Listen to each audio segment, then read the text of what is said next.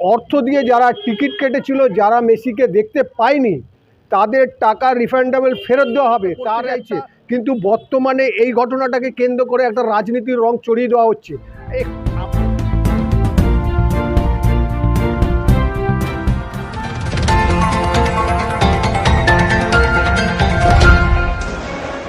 Football বিশ্বের মহা তারকা, তার জন্য অনুষ্ঠান, সেই অনুষ্ঠানকে ঘিরে আগাগোড়াই বিশৃঙ্খলা, অব্যবস্থা এবং পরিকল্পনার অভাব।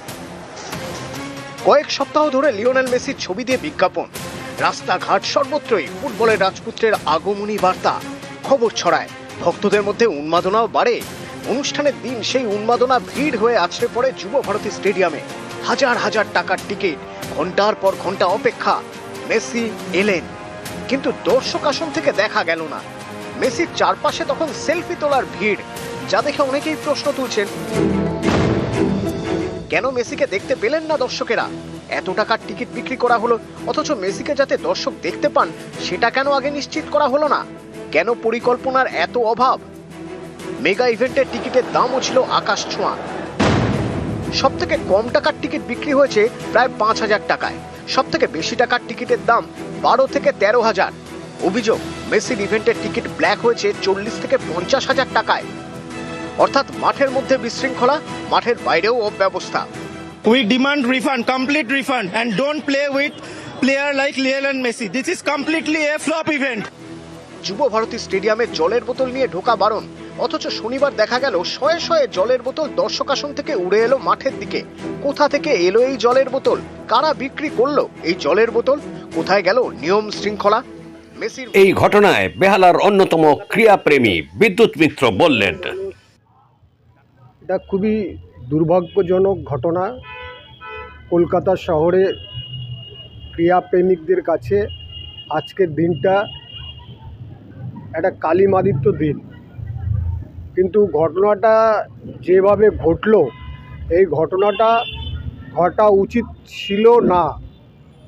যদি ম্যানেজমেন্ট গ্রুপে যারা ছিলেন, শতদ্রু দত্ত, উনি যদি একটা পরিকল্পনার একটা ম্যাপ তৈরি করতেন, মানুষ ক্রীড়াপ্রেমিক, মেসি হচ্ছে সারা বিশ্বের কাছে ফুটবলের কিংবদন্তি ফুটবলার হিসাবে।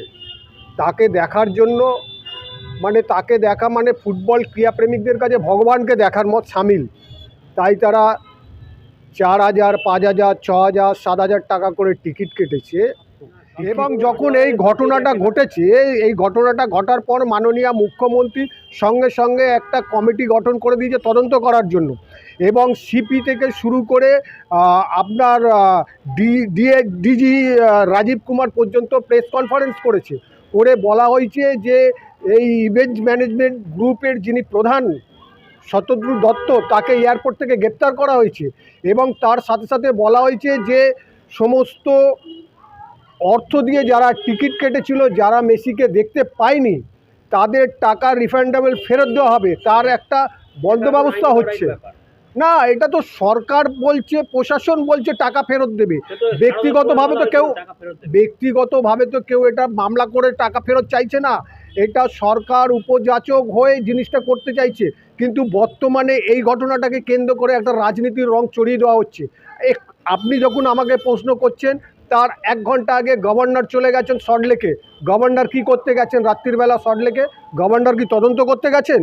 তদন্ত করবেন তো যে কমিটি গঠন করে দিয়েছে মুখ্যমন্ত্রী প্রাক্তন জজকে দিয়ে, সেই কমিটি গঠন করার পর তারা তদন্ত করবে, পুলিশ তদন্ত করবে, লোকাল থানা তদন্ত করবে। গভর্নর কি করতে গেছেন আপনাদের কাছে? আপনারা উত্তর দিন। বিজেপি শুভেন্দু অধিকারী বড় বড় বিবৃতি দিচ্ছেন, মেল করছেন।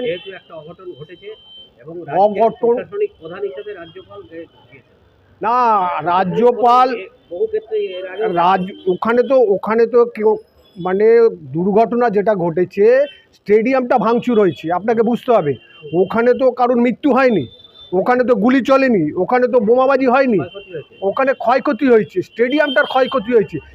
স্টেডিয়ামটার ক্ষয়ক্ষতি যারা করেছে, যে সমস্ত ক্রীড়াপ্রেমী আবেগপ্রবণভাবে করে ফেলেছে, কিছু মানুষ আবেগপ্রবণভাবে করেছে, কিছু মানুষ সেই আবেগটাকে ক্যাশ করে পুরো স্টেডিয়ামটাকে আগুন লাগিয়ে দেওয়ার একটা পরিকল্পনা করার একটা চক্রান্ত করেছিল, যেটা আমাদের পুলিশ প্রশাসন সেটাকে তাড়াহুড়ো করে আটকাবার চেষ্টা করেছে।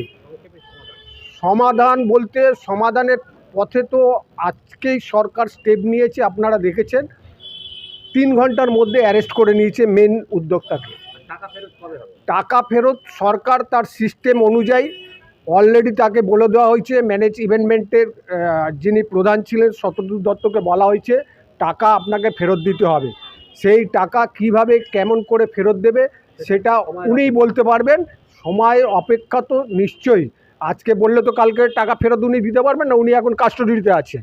জিনিসগুলো আপনাদের বুঝতে হবে, এটা নিয়ে অযথা রাজনীতি করছেন শাসক বিরোধী দলের বিভিন্ন নেতারা, সাথে গভর্নরও যুক্ত হয়ে গেছে। এটা বাংলার কাছে এটা আরও লজ্জাজনক ঘটনা। পরিমল কর্মকার ও স্বপন নস্করের রিপোর্ট, এখন দিনকাল নিউজ, কলকাতা।